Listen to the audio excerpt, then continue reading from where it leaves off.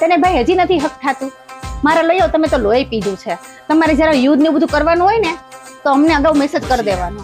એટલે અમે છે ને 2 મહિના અગાઉ તમે મેસેજ કરી દો ને અમને, તમે પૈસા થોડા ભેગા કરી રાખી, કા તો શેર માર્કેટમાં નાખી દે. તમે યુદ્ધ કરો ને પછી અમને ખબર પડે તમારા શેર માર્કેટમાં જે પૈસા નાખો ને એ ડૂબી જાય. બિચારા મ્યુચ્યુઅલ ફંડ વાળાને કેટલી તકલીફ પડી, શેર બજારમાં જેને નાખ્યા છે એને કેટલી તકલીફ પડી. હવે તમને ખબર છે એને બિચારાને ઉપર આવતા 2 વર્ષ પાછા નીકળી જશે. તમને શું લાગ્યું અમને ગેસ વગર નહીં ચાલે? અરે અમે હિન્દુસ્તાની છે, અમે ગેસનો બાટલો ન હોય ને તો અમે ઇલેક્ટ્રિક થી પણ અમે કામ ચલાવી લઈએ એમ છીએ. છેલ્લે ફૂક કરતા કરતા કરી નાખીએ એમ છીએ અમે લોકો. અને તમને શું લાગ્યું અમારે પેટ્રોલ ને હોય તમારી ગાડીઓ નહીં ચાલે? અમે ઇલેક્ટ્રિક વાપરી લેશું તમ તારે, અમારે કઈ જરૂર નથી કોઈની.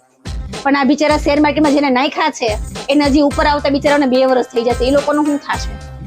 અને બધા માણસો એમ કે માર્કેટ પડે ત્યારે નખાય, તો બિચારા પાસે કોઈની પાસે હોય તો નાખે ને. કારણ કે તમારા ધંધા બધા ચાલુ થાય તમારા લોકોના, એટલે બધું ધંધોય બંધ થઈ જાય તો બિચારા પાસે ક્યાંથી હોય કોઈ નાખે? કા ભાઈગા સાંભળવાની તાકાત ન રહી ને.